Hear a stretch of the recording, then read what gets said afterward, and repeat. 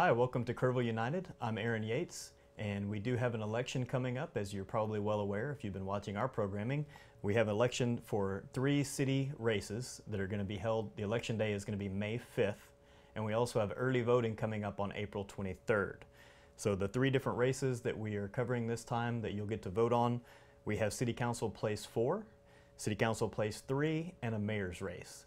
And in place 4, Delane Siegerman is running unopposed, so she'll be our new councilwoman beginning in May of this year. And in place 3, we have Judy Eychner and Gary Cooper, both vying for a position on place 3. And then for the mayor's race, we have the incumbent Mayor Bonnie White and challenger Reverend Dr. Bill Blackburn. So today we have a special guest. I have Judy Eychner with me, who's running for place 3. Thanks for being with us. Well, thank you for having me. Very good. So tell us a little bit about your campaign. How are things going so far? Well, I describe it as a runaway roller coaster. It's going fast and furious. And too late to jump off the ride after it starts, right? That's exactly right. But it's fun. It's been educational. It's been fun, and it has been a learning experience. And lots of new people, and but overall a good experience. Yes. Very good. Very good. So tell us a little bit about your background, your personal and professional background, and what's led you to this point. Well, I was a teacher for a number of years. That's what my degree was in. And did some administrative camp work and that type of thing. And then have been a full-time realtor here in Kerrville for the last 14 years.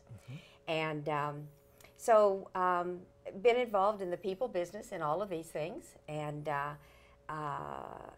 they've all been fun. The last one, I thoroughly enjoyed teaching. The last one, the selling real estate, has been particularly fun because not only do I get to make a little money now and then, but I get to sell a wonderful little city, and it's just delightful. We get people from all over the world, and they are here to, they want to move here, but when you can sell them on the things that Kerrville offers, it makes it even more fun. You sell them on some of the quality of life things that we have here, the natural environment probably. Exactly, the river, our location, and our wonderful windy roads that you can ride, the deer that you see every day.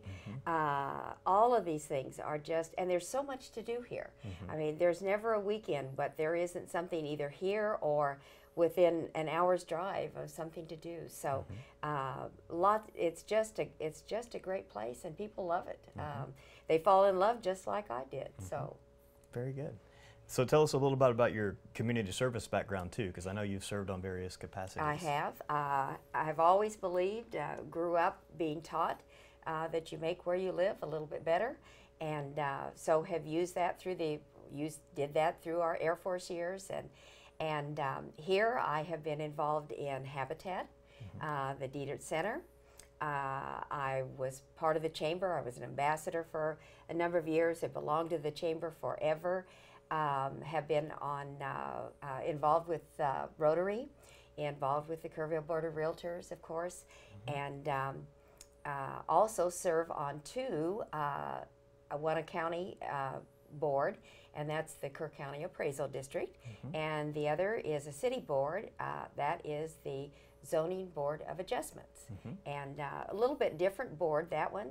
We get to make decisions that no other entity can make, and we have people who leave happy because of decisions we make. That's not always the case when they leave a city board, is it? That's exactly right. So that's the one where that people come in for zoning variances and things like that, and y'all decide if it's okay. Yeah, if it's okay. Yeah, and so and that too has been it's been a learning experience, and it's been fun.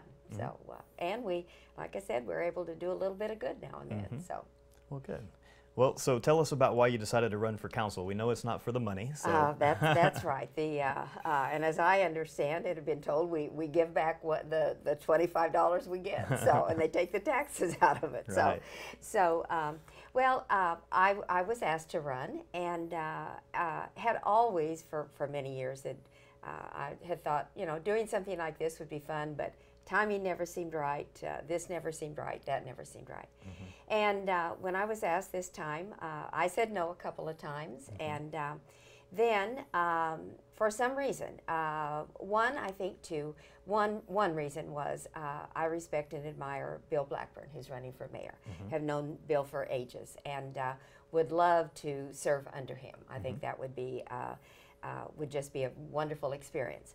And but was asked, and after a lot of consideration and talking and all, decided that maybe this wasn't a bad time to do it. And there's some things going on in our that we've all seen in the council and among committees and things like that. Things that I don't really think are right. I think we've lost some respect and maybe some trust issues within our council, and so I think maybe I could make a difference there, and if I can, I would like to do that.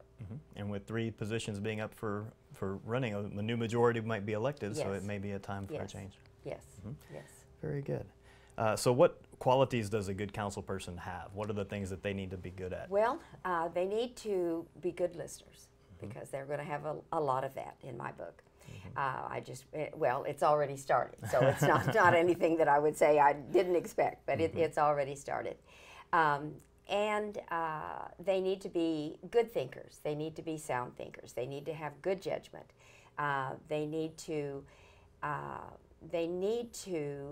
be respectful of those that they're working with on the council, the city staff, all the volunteers.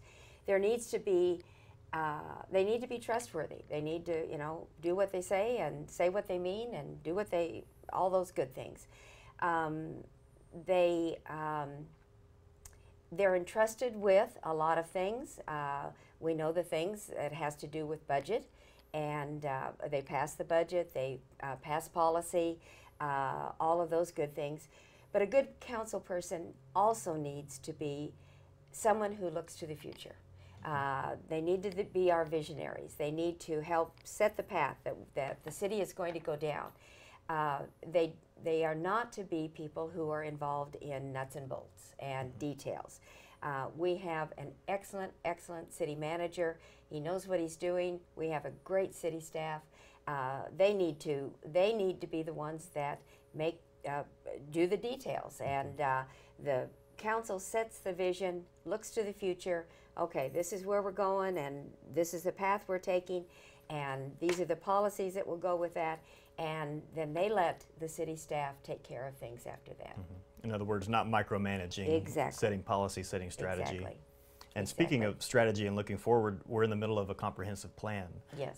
So what does that mean to you as someone who lives in Kerrville and also as a potential council member? As someone who lives here, I am just excited about it. We've, during the 29 years we've been here, we've seen a comprehensive plan come before the public twice. The first time it went in a box back on the shelf. The second time, some things came out of it, some things that were put into place, but it's never been completely comprehensive. It's never covered everything that it needs to. And this little city is going to grow, where there's no doubt about that. And without that plan, without something to tell us where we're going and how we're going to get there, we're going to be in a whole lot of trouble. As far as the vision of the council, or as the perspective of the council with a comprehensive plan, it's going to bring a lot more time, a lot of energy, a lot of challenges, because once that vision's in place, then the council is going to be tasked with, okay, which parts of this do we take? What do we do first? How do we intertwine all these?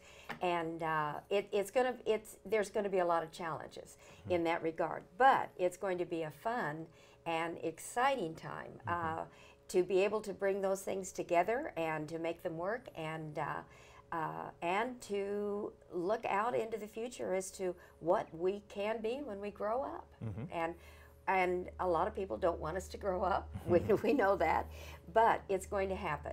500,000 people into the state of Texas on a yearly basis, and we've been a well-kept secret, and we're not going to be a well-kept secret. The secret's out. The secret is out, and it's wonderful, because it's going to bring in new young people for us. It's going to bring in new opportunities for the river, for our downtown, for our economic growth. All of these things are going to prosper because of it. Mm-hmm. Very good, very good. So tell us a little bit about your views on some specific projects, because these things come up during city council races and we get questions asked all the time about recent projects or current projects. One of which is a couple of years past now but is ongoing, is the River Trail. Do you feel like the River Trail was a good project for Kerrville, and the way that it was funded and the way that it was implemented? I'm excited about all of those things. One, it was funded with other people's money. Mm-hmm. It wasn't our money, and that money is the 4B sales tax, mandated by the state that it be spent on quality of life things for the city, and that's what they did. I'm just excited about that river trail. It is fabulous. When my kids come, we always have to go to the river. Mm-hmm. And this past week, I've had somebody say to me, somebody new to town and wasn't here when we went through all the throes of getting it approved and all. And his question was, how soon are you going to put the one down the other side? And that's exactly, we need to look forward to doing that in time. Mm-hmm. And no, it has just enhanced our city, and it is going to bring us venues that we have no idea that are going to come. And someday I can see all the buildings along the river. They all are open on the other side to take advantage of it. It'll be fantastic. Mm-hmm. And when the money came from other people through that sales tax, it makes it, I think, even better. Mm-hmm. And yeah, and so if we have to spend it on those type of development or economic development and quality of life, what better way to spend exactly, it? Exactly. So another one that has, seen controversy recently, the sports complex. So it was funded as a public-private partnership. And what are your thoughts just on the sports complex in general? I'm delighted again with it. And one of the things it's going to do, both of these activities, along with the Ag Barn, have been the three things that we've put in place recently that are wholesome and family-oriented. Mm-hmm. And that sports complex is actually, I think we're going to find there's going to be a lot of senior citizens use it in different ways, mm-hmm. but just wonderful for the kids, absolutely. Mm-hmm. And it says to our young folks, hey, we want you here, we need you, and we care about you. Mm-hmm. And Saturday, it was 40 degrees, wind mm-hmm. blowing like crazy, and there were soccer games going on down there, people huddled up in blankets. And on the other side, the parking lot was filled with an indoor activity, mm-hmm. and it is just it just makes me thrilled because mm-hmm. of what it's going to bring and what it offers our own people. Mm-hmm. And I've always driven by the similar complex in Bernie, and seen the parking lot full and had similar hopes for Kerrville, yes, and so far that seems to be the yes. case. Yes, no, I think it's, and again, I think it's like the River Trail. It is going to bring us things that we have no idea right now, mm-hmm. that it's going to open us for.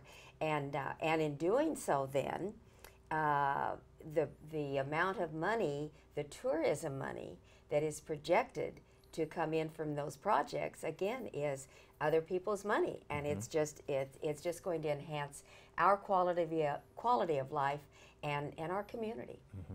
And there were other two nearby communities that wanted sports complexes that wanted to fund them through ad valorem sales tax, and they did not go. Fredericksburg yes. was one, and Del Rio. Yes. So we're lucky that we have the 4B Very money lucky. To use for ours. We are. The last one, the water reuse pond. So that's the pond that they're going to be using to store treated effluent mm-hmm. water so that we can do things like water the golf courses and water the athletic fields and things like that. That one also was pretty controversial at the time. What are your thoughts on the water reuse projects? When we're going to, as we grow, and we are going to grow, we have got to look for ways to preserve our good water. We've got to find ways to reuse our water. If we don't, we're going to be in horrible shape. And it's not just us. Every place is going to be dealing with these kinds of problems. But if we don't find ways to protect it and to preserve what we've got and be able to reuse it, we're going to be hurting. Our city will be hurting. Our property values are going to be hurting. The people who live along those golf courses, if they're not one, they're either going to, their costs are going to go up because they have to pay for potable water, which is good water, which we shouldn't be wasting in that regard. And if we can use it and use the affluent water for that, what is more common sense than that? And so I am definitely for it. I think that it's, I don't think there's any other way for us to operate. I think we've got to look for ways to reuse and to preserve and conserve as much as we can. And of course, one of the criticisms is saying, why should we subsidize the golf courses? You know, and I don't, as someone who's in real estate, you probably understand more than all of us that those property values are held high because of their proximity to the golf course, and without those things, it would be a different story, right? It would be, exactly. And you'd be surprised at how many people come here on vacation because of our golf courses. They're wonderful. So absolutely, it adds value all the way around. Quality of life, to the actual property values, and just in enjoyment for everybody. Very good. So some of the issues facing Kerrville as we go forward now, some of the things we've already talked about. We talked about how we could grow rapidly and how to prepare for that. One of the things that goes along with that is what we call attainable housing or affordable housing. How do we provide those, or is it the city's job to provide some type of affordable housing for our workforce to occupy? I don't believe that the city should be a landlord. That it needs to be somebody besides them. That's not part of their charter, and that's not what they should even begin to think about doing. But the city can, there's many things they can do. One, we need to be more business friendly. We need to, with our building codes, that type of thing. So if we could provide the consistency that building codes need, and listen to our plumbers and our electricians and our contractors as to how we can better serve them in that regard, I think it would open up for more private individuals to come in and to do that kind of thing. So the city should not be a landlord, absolutely not. But there are ways that we can help make that better. And make it more user-friendly, make it available, or make it so that people will want to come and build. We need affordable housing. Workforce housing is my word for it. And we need our young people here. We need places for them to live. They shouldn't be living in Bandera, Bernie, and Fredericksburg and having to drive here every day. And we want them here just to help build our own tax base. I mean, they'll be paying taxes and doing that type of thing as they live here. So the city can do some things to help encourage others to help provide that kind of housing. Very good. Another thing, that common complaint from families and with children is there's not enough things to do in Kerrville, or there's not enough jobs to be able to keep us here. How do you talk to those people? Because that's not an easy thing for a city to solve, but how do you encourage the right businesses to come, or how do you, also for things to do and also for jobs? Well, I think when it comes, again, a lot of that is if you're business friendly, and people and businesses, both existing businesses here that want to grow, or businesses from the outside come in or want to come in, then that will help bring the business here. Of course, a question they always ask is, where are the people that I'm going to employ going to live? So it's kind of a chicken and egg thing. It all goes together. But if we can help make businesses want to come here, and then again, through that same being business friendly, help others want to build and make it easier for them to build, we should be able to find ways to provide some of those things for our people.